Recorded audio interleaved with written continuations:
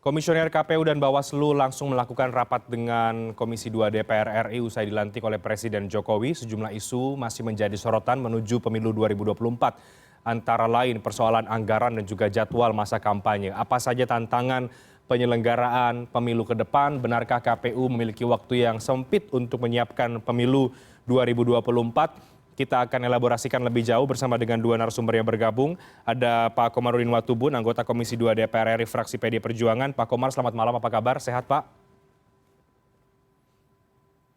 Dan juga ada Pak Hadar Gumai, mantan Komisioner KPU, peneliti senior dari NetGrid. Pak Hadar, selamat malam. Apa kabar? Alhamdulillah baik aja. Selamat malam. Baik. Pak Komar, bisa mendengar suara kami, Pak? Bisa dengar. Selamat malam, Pak Hadar. Baik, selamat malam Pak Komarudin.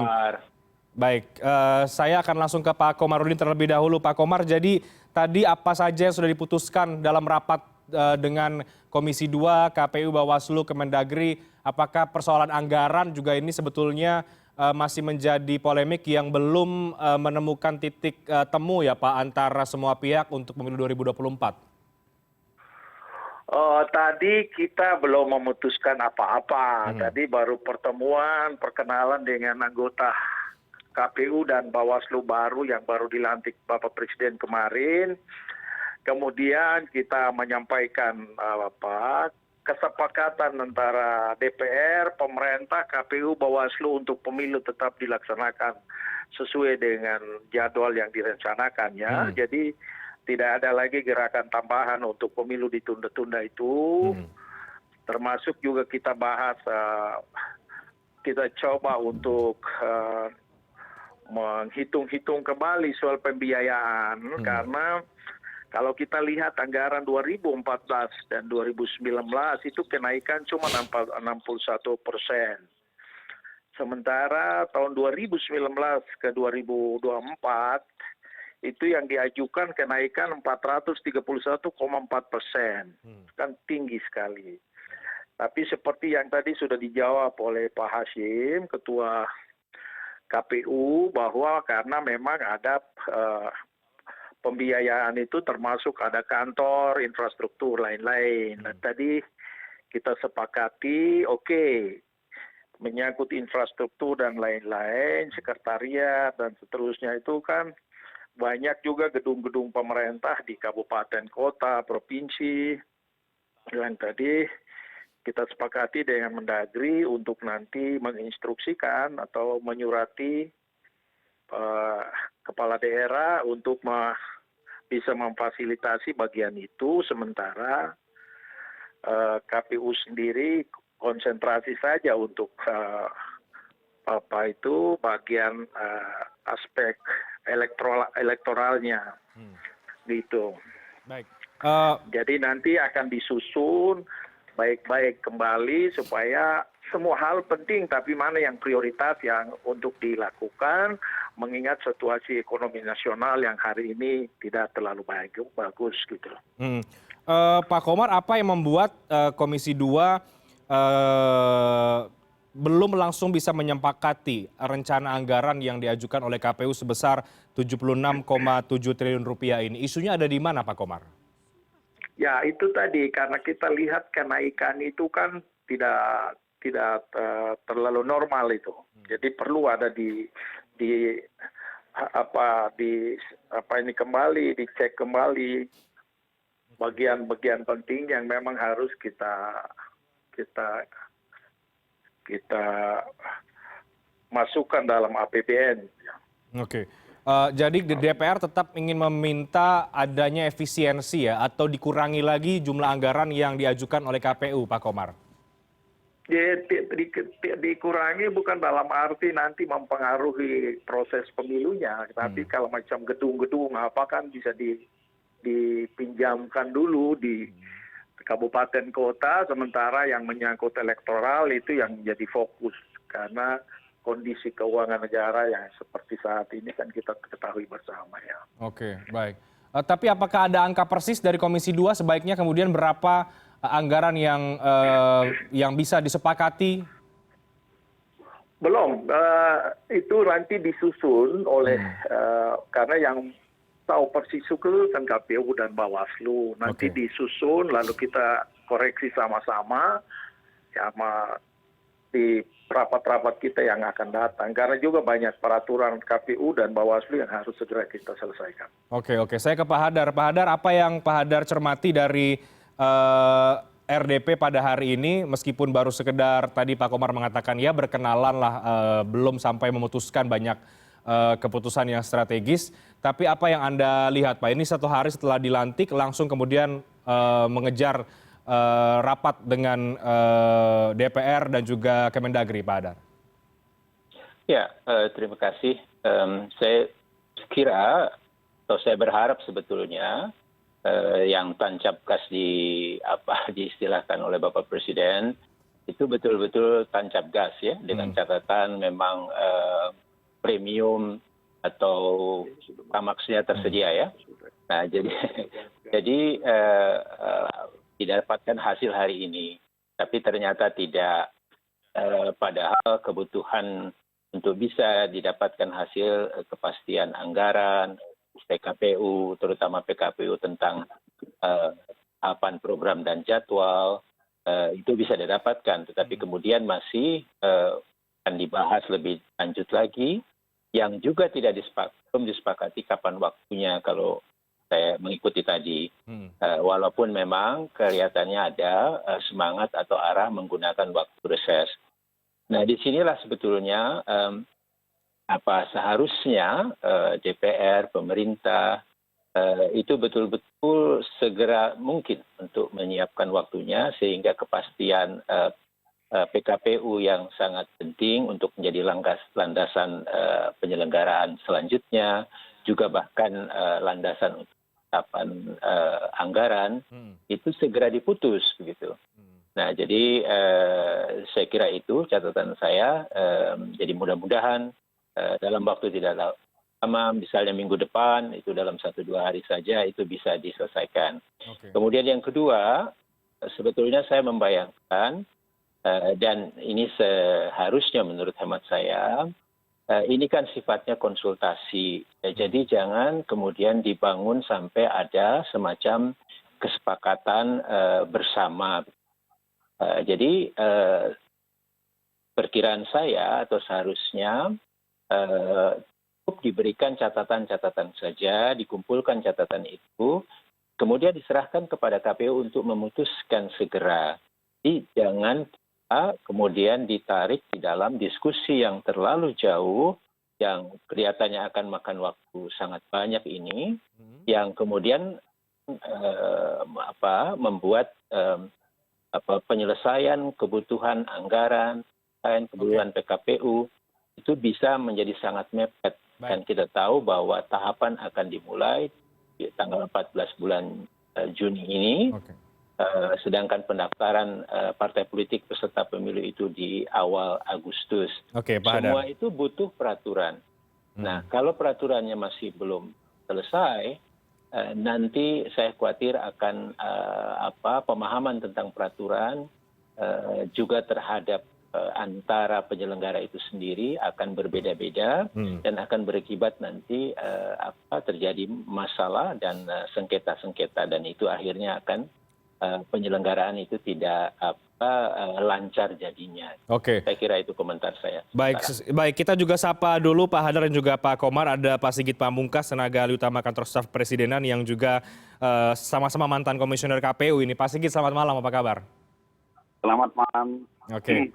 Alhamdulillah. Ya, sebelum saya ke Mas Sigit Pamungkas, saya kembali ke Pak Komarudin dulu untuk menanggapi tadi yang disampaikan oleh Pak Hadar bahwa kalau memang tancap gas, mungkin seharusnya hari ini sudah banyak yang diputuskan begitu. Ini justru bisa menjadi makan waktu lebih lama lagi. Apa tanggapan Anda, Pak Komar? Ya, kita tadi sepakat meskipun dalam kondisi reses, tapi ini agenda penting, agenda negara. Jadi kalau memang harus kita bahas hal-hal teknis yang tadi dikhawatirkan oleh Pak Haidar, kita bisa bahas dalam kondisi reses ini. Tidak ada masalah sebenarnya. Karena beberapa momentum yang lalu juga begitu. Kalau ada hal-hal penting kita bahas dalam keadaan reses begitu. Oke. Apa yang membuat hari ini juga tidak langsung diputuskan saja sebenarnya, Pak Komar. Beberapa keputusan yang strategis misalnya soal anggaran, soal PKPU dan lain sebagainya. Iya, karena memang kesiapan dari KPU sendiri kan belum siap betul menyangkut peraturan-peraturan KPU, itu hal yang sangat teknis ya, kita butuh simulasi dan seterusnya. Jadi juga tidak bisa kita bahas tergesa-gesa itu. Kita butuh waktu yang cukup ya, karena bagaimanapun pemilu itu kan pestanya partai-partai politik kan, jadi harus mereka juga punya waktu yang cukup untuk memberi masukan. Kita sepakat bahwa yang seperti yang disampaikan oleh Pak Haidar tadi, bahwa ya itu KPU, Bawaslu, DPR itu kan sifatnya konsultatif. Ya. Oke. Baik, saya ke Pak Sigit Pamungkas, tapi saya harus gantungkan dulu pertanyaannya Pak Sigit karena kita harus break. Ini soal apa yang kemudian menjadi instruksi dari Presiden langsung atau dari Istana kepada anggota KPU dan juga Bawaslu setelah kemarin dilantik, karena Presiden meminta untuk langsung tancap gas. Tancap gas yang dimaksud ini harusnya yang seperti apa yang diinginkan oleh Presiden Joko Widodo. Kita break dulu, kami akan segera kembali sesaat lagi.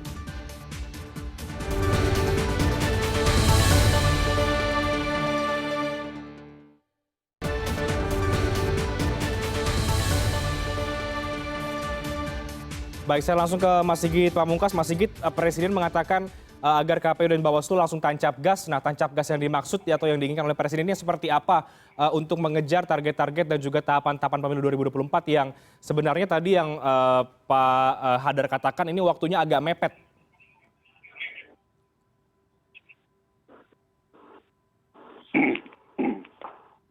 Iya, saya tidak cukup baik mendengar apa yang disampaikan, tetapi semoga bisa menjawab garis besar dari apa yang dimaksud.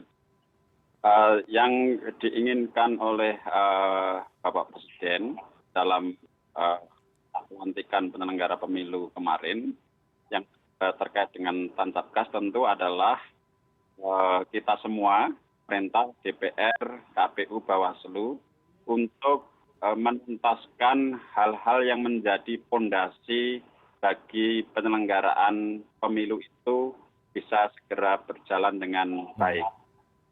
Dua fondasi utama adalah satu terkait dengan peraturan jadwal dan tahapan pemilu. Yang kedua adalah terkait dengan setujuan atas anggaran pemilu. Nah, dua hal itu mesti segera diselesaikan bersama-sama, didetailkan. Kalau misalnya penyelenggara pemilu sekarang ini belum cukup menguasai secara dua hal itu, tentu harus segera dipelajari. Tapi kita yakin bahwa karena anggaran dan regulasi itu sudah disiapkan jauh-jauh hari, tentu tidak akan kesulitan bagi KPU maupun Bawaslu untuk mempelajari itu secara cepat. Terlebih lagi di KPU maupun Bawaslu ada incumbent yang sebelumnya mengikuti proses pembahasan peraturan maupun pembahasan anggaran. Lalu yang kedua adalah terkait dengan permintaan untuk KPU dan Bawaslu memastikan pemilu ke depan hal-hal yang terkait dengan politik identitas itu tidak menguat kembali. Nah, ini harapan Presiden penyelenggara pemilu melakukan pendidikan politik, pendidikan pemilih yang baik ketika nanti pemilu dilaksanakan. Demikian. Oke, jadi kalau kemudian sekarang masih belum diputuskan beberapa hal antara KPU dan juga DPR dan juga Kemendagri, apa yang kemudian menjadi sorotan Anda, Mas Sigit? Apakah memang ini sebaiknya memang segera diputuskankah atau bagaimana? Ya, ini kan sebenarnya lebih pada kalau pertemuan tadi rapat dengar pendapat itu lebih pada membangun frekuensi ya antara KPU yang baru, Bawaslu yang baru dengan DPR maupun pemerintah begitu. Nah, kalau ini nanti sudah klop, saya pikir apa yang menjadi problem di antara stakeholder pemilu ini akan bisa diselesaikan dengan baik. Tadi Pak Watumbun juga sudah menyampaikan kalau nanti reses karena ini sifatnya genting, itu bisa dilakukan rapat pembahasan terkait dengan anggaran dan regulasi ini. Dan dalam sejarah pemilu itu juga biasa dilakukan. Kita kenal Komisi 2 ini sangat cepat untuk merespon hal-hal demikian. Oke, saya ke Pak Hadar. Pak Hadar, jadi di tengah kalau tadi Anda mengatakan ini waktunya cukup mepet ya bagi KPU sekarang untuk menyiapkan semua tahapan-tahapan. Jadi tantangan yang persis konkret nyata di depan yang akan dihadapi oleh para komisioner KPU ini untuk menyiapkan pemilu 2024 ini apa saja, Pak Hadar? Ya, saya kira untuk bisa memulai tahapan itu menjadi kesulitan kalau biayanya memang belum ada, pasti. Kemudian yang terpenting adalah peraturannya belum ada. Jangan lupa kalau kita memperhatikan draft yang disusun khususnya tentang aturan pendaftaran, verifikasi, dan penetapan partai politik peserta pemilu, yang tadi saya sampaikan itu pendaftaran dimulai tanggal 1 Agustus, itu ada proses pengisian atau pengunggahan data-data tentang partai politik itu. Dan di dalam draft itu kalau tidak salah dibutuhkan atau dimulai 120 hari sebelum pendaftaran. Kalau 120 hari sebelum pendaftaran berarti itu di bulan April ini dimulainya. Bagaimana itu tersebut bisa dijalankan kalau PU-nya belum ada? Karena nanti bisa menjadi masalah karena dipertanyakan landasan hukumnya. Nah, padahal tujuan dari penggunaan sistem informasi ya, bagian dari digitalisasi yang diusulkan, yang diinginkan bisa diterapkan di pemilu kita ke depan untuk mempermudah berbagai proses. Bagaimana itu bisa dijalankan kalau kemudian PKPU-nya belum selesai? Nah, untuk bisa punya PKPU lanjutan tahapan itu, PKPU yang paling dasar yaitu tentang tahapan program dan jadwal belum mulai pembahasan. Saya tadi mendengar Pak Khairuddin menyampaikan KPU-nya belum siap. Saya tidak terlalu paham betul apa bahannya belum diberikan, karena sepemahaman saya itu draft pertama telah disampaikan di akhir tahun lalu. Kemudian beberapa bulan yang lalu disampaikan lagi draft yang kedua. Jadi sebetulnya bahan-bahan tersebut seharusnya sudah diterima, tinggal direview saja oleh DPR kita dan pemerintah dan Bawaslu untuk kemudian diberikan catatan. Dan kemudian putusannya diberikan kepada KPU itu sendiri untuk memutuskan. Nah, jadi kebutuhan ini sangat mendesak menurut hemat saya. Oke, Pak Hadar. Katakan saya mengenai anggaran. Sekali lagi, bagaimana mau bekerja kalau anggaran itu belum dipastikan. Baik. Nah, di dalam anggaran yang besar, Mas, sebentar ada poin. Kenapa besar? Karena KPU mengusulkan kali ini honorarium penyelenggara ad hoc KPPS itu sebesar kalau nggak salah di awalnya 2 juta dan sebagainya, kemudian dia turun karena harus diperkecil biaya itu menjadi 1 juta sekarang. Selama ini mereka hanya dibiayai sebesar 500.000. Nah, masa sih negara kemudian tidak mau memberikan honor 1 juta kepada mereka? Padahal pekerjaan mereka itu sangat berat ya di dalam pemilu yang kompleks ini.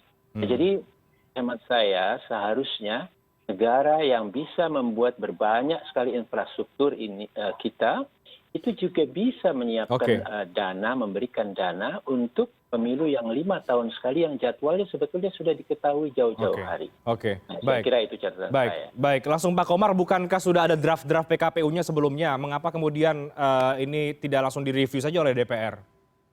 Makanya tadi saya sampaikan ya, itu hal yang sangat teknis yang membutuhkan kesepakatan kita ya.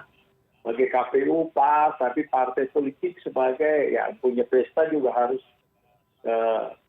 bersepakat di bagian itu. Yang penting hal prinsip yang tadi kita putuskan dalam kesimpulan, pemilu harus tetap dilaksanakan pada tanggal 14 Februari 2024. Kemudian pemilihan kepala daerah dilaksanakan tanggal 27 November tahun 2024. Itu hal yang prinsip yang kita putuskan. Lalu nanti tadi saya sampaikan, meskipun dalam keadaan situasi reses ini, tapi kita sepakati yang kita bahas soal jadwal dan hal-hal teknis menuju ke sana. Kalau juga rasionalisasi anggaran dan seterusnya. Saya kira bisa itu kita lakukan. Baik, Baik, Bapak, satu hal lagi yang juga belum menemukan kesepakatan adalah soal jadwal masa kampanye. DPR punya jumlah hari yang berbeda, KPU berbeda, pemerintah juga berbeda. Nah, ini bagaimana sebetulnya menemukan titik temunya Nah dan ini yang nanti dalam pembahasan ya, kita sepakati ya, bagian ini. oke. Ini yang membuat kita belum putuskan Baik, tadi itu. baik Pak Kobar. Nanti kita bahas lebih jauh lagi soal masa kampanye dan juga kapan sebaiknya ini harus segera diputuskan agar tahapan demi tahapan bisa berjalan dengan maksimal. Di segmen berikutnya kami akan segera kembali.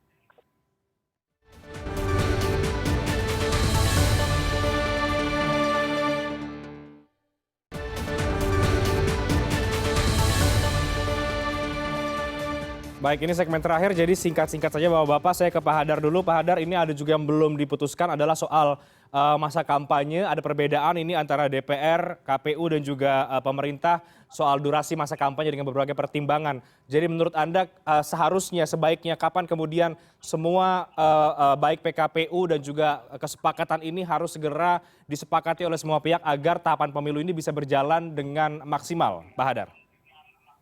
Menurut saya PKPU tahapan program dan jadwal itu seharusnya selesai paling lambat sebelum bulan April ini berakhir. Oke.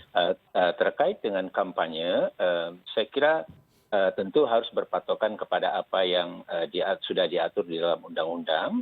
Karena dan kalau toh mau ada perubahan, DPR dan pemerintah juga bersepakat tidak mau merubah undang-undang. Jadi ini sesuatu yang harus juga, menurut saya agak aneh.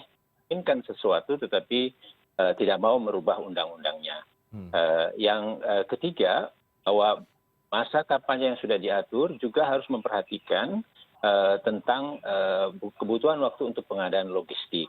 Jadi kalau kita mau pendek, maka itu juga berakibat penetapan dari para calon politik dan para calonnya. Karena disitulah akan menentukan logistik yang diperlukan itu berapa banyak juga. Oke. Nah, padahal untuk pengadaan logistik itu membutuhkan waktu yang sangat panjang.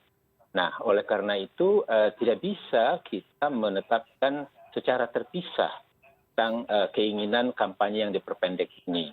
Dan yang terakhir, kalau memikirkan pemilu itu tentu kita memperhatikan para pemangku kepentingan utamanya partai politik peserta pemilu, tidak hanya yang di DPR, tapi juga partai-partai politik yang tidak ada di DPR atau partai politik yang baru.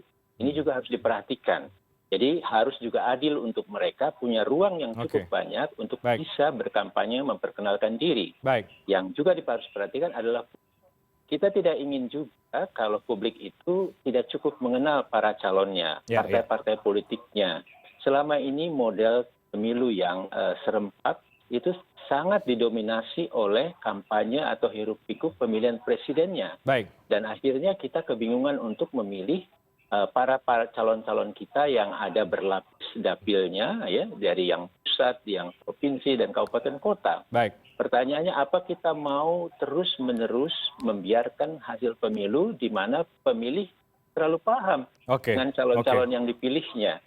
Nah, oleh karena itu kebutuhan masa kampanye itu sebetulnya panjang. Bahwa itu khawatir akan menimbulkan biaya yang banyak, bahwa itu khawatir akan isu-isu menimbulkan politik identitas dan lain sebagainya. Panjang, ya, suhu politik. Itu yang harus dipikirkan tentang pendidikan pemilihnya, pengamanannya, dan seterusnya. Jadi jangan kita memotong menjadi terlalu pendek berakibat resiko keterlambatan atau sempit waktu pengadaan logistik dan juga kehilangan hak publik untuk betul-betul mengetahui secara jelas siapa calon-calon yang pantas mereka pilih. Saya kira itu komentar saya tentang kampanye ini. Baik, Pak Komar, apakah bisa sebelum bulan April berakhir ini ke PKPU, DPR, Komisi 2 mendorong juga agar semua pihak PKPU ini segera diputuskan sebelum bulan April ini berakhir? Ya, tadi saya sudah 2 kali saya sampaikan kata-kata itu, bahwa kita sepakat dalam reses ini kalau memang harus diselesaikan ya kita selesaikan. Tinggal antara KPU koordinasi, KPU pemerintah dan KPU Bawaslu pemerintah dan DPR. Ini bukan baru, kita juga dulu dengan Pak Sigit juga dulu itu siang malam itu komisi yang kerja tanpa ada batas waktunya. Jadi sebenarnya itu tidak masalah. Termasuk juga soal masa kampanye itu ya Pak Komar yang belum menemukan kata kesepakatan. Masa kampanye tadi saya sepakat dengan Pak Haidar tadi, tapi pengalaman kita ya pemilu ke pemilu partai-partai kecil itu rata-rata tidak gunakan waktu itu semua. Jadi kita kasih waktu yang cukup, Oke. tapi sedikit sekali yang Baik. memanfaatkan waktu itu. Baik. Nah sekarang jika kita lihat dari pengalaman yang lalu, kemudian ke depannya seperti apa, ya itu yang Oke. tadi saya bilang hal-hal teknis yang harus kita sepakati bersama. Oke. Kita kasih waktu lama, tapi kalau tidak digunakan maksimal juga, ya itu kita Baik. buang-buang waktu namanya. Baik. Pak Sigit, terakhir singkat. Jadi Anda juga optimistis bahwa tancap gas ini akan segera dilakukan oleh semua pihak untuk pemilu 2024, Pak Sigit? Ya, sebenarnya meskipun jadwal PKPU tentang jadwal dan tahapan itu belum disahkan, KPU sudah bisa mensosialisasikan tanggal pelaksanaan pemilihan ya. Dan ini penting untuk diketahui oleh semua pihak sehingga spekulasi-spekulasi tentang pemilu 2024 ditunda, diundur itu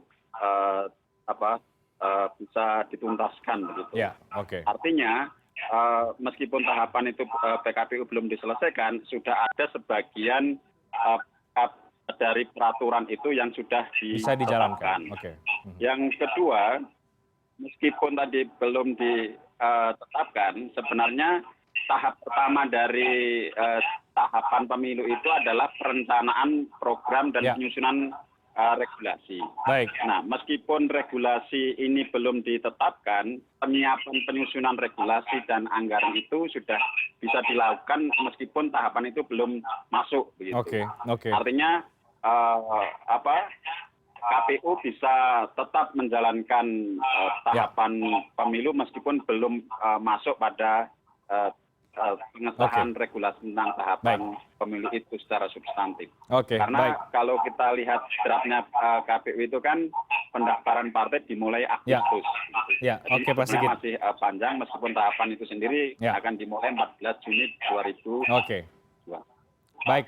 Terima kasih banyak Pak Sigit Pamungkas, Pak Komarudin Watubun, Pak Hadar Gumai. Kita akan kawal bersama tahapan demi tahapan pemilu 2024. Mudah-mudahan semuanya segera diputuskan agar semakin jelas lagi tahapan ini berjalan. Terima kasih banyak Bapak-Bapak. Selamat malam. Sehat selalu. Selamat malam.